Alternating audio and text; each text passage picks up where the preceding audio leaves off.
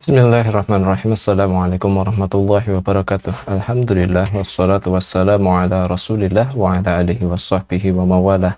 Pemirsa yang semoga dirahmati oleh Allah Subhanahu wa taala, melanjutkan kajian kita tentang fikih ringkas mengenai masalah puasa yang kita ambil dari kitab Bidayatul Mutafaqih yang disusun oleh Syekh Wahid Abdus Salam Bali hafizahullah taala. Syarah yang kami gunakan adalah Syarah Mukhtasar fi Bidayatul Mutafaqih, yaitu karya Syekh Khalid Al-Jauhani. Kali ini kita akan membahas syurutu sihhatu shaumi sittatun, syarat sahnya puasa Ramadan. Maksudnya, yang dimaksud dengan syarat sah adalah apabila seseorang itu berpuasa dengan memenuhi syarat-syarat ini, maka puasanya sah, valid. Gitu. Tapi apabila seseorang melakukan ibadah puasa Ramadan tetapi tidak memenuhi satu atau dua atau tiga dari syarat ini, syarat sah ini, maka puasanya tidak diterima atau tidak sah, tidak dianggap sebagai puasa Ramadan yang valid. Di sini beliau menulis syurutu sihhatu shaumi sittatun, syarat sahnya puasa itu ada 6. Maksudnya tidak sah puasa Ramadan seseorang kecuali dengan memenuhi 6 syarat ini.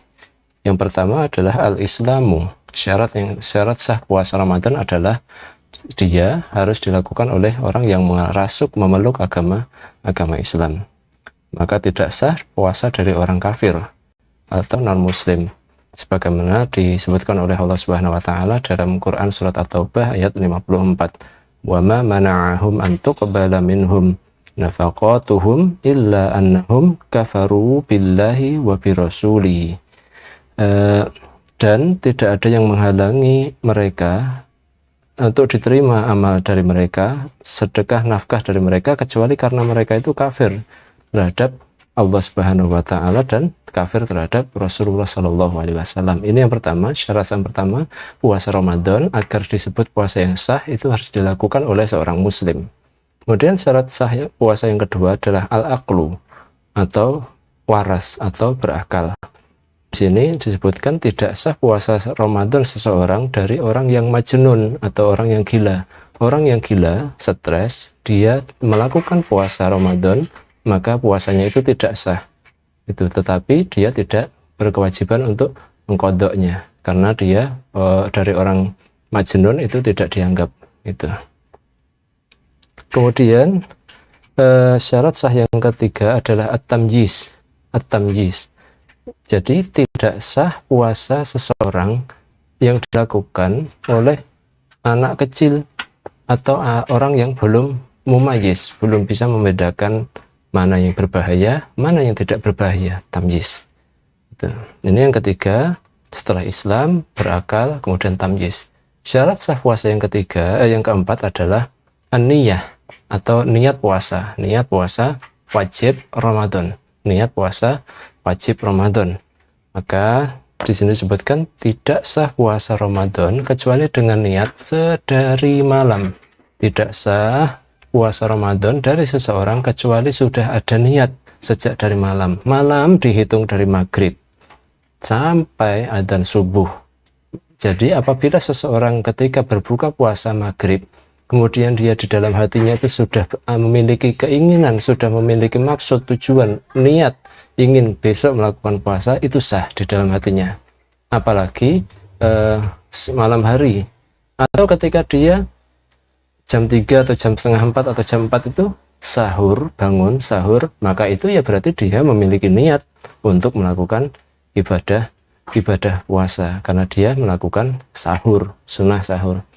Maka kemudian apabila niat itu selama malam itu niatnya berubah-ubah, niat karena Allah, tapi juga karena suatu keadaan dia niatnya karena yang lainnya.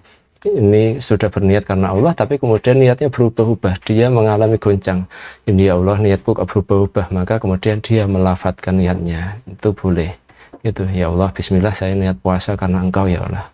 Intinya seperti itu, diikrarkan tidak apa-apa dalam hal ini. Apabila mengalami ketidakmantapan niat melakukan ibadah puasa Ramadan, batas minimal niat adalah ingin melakukan ibadah puasa di dalam hati, itu dari maghrib sampai adzan subuh. Maka apabila seseorang itu tidur setelah asar, tidak maghrib, belum bangun ketika maghrib, belum bangun ketika isya, dan baru bangun ketika adzan subuh, kemudian dia itu berarti dia tidak ada niat sama sekali karena dia tidur.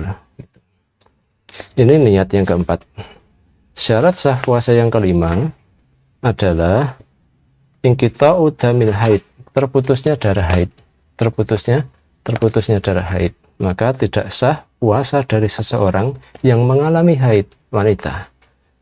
Karena Rasulullah Shallallahu Alaihi Wasallam alaisa idza hadat lam tusalli wa lam tasum. Bukankah jika wanita itu mengalami haid maka dia tidak sholat dan tidak berpuasa? Ya, gitu. Ini syarat sah yang kelima, yaitu terputusnya darah haid. Syarat sah yang keenam adalah terputusnya darah nifas. Inqita'u damil nifas, terputusnya darah nifas. Maka tidak sah puasa dari seseorang yang mengalami nifas, pendarahan setelah melahirkan. Tidak sah puasa dari seseorang yang mengalami nifas, karena nifas itu sama halnya dengan haid. Maka hukumnya pun dihukumi sama dengan haid. Orang yang haid, orang yang nifas, dia tidak sah puasanya apabila dia melakukan puasa, menahan diri dari makan dan minum dari maghrib, dari subuh sampai maghrib.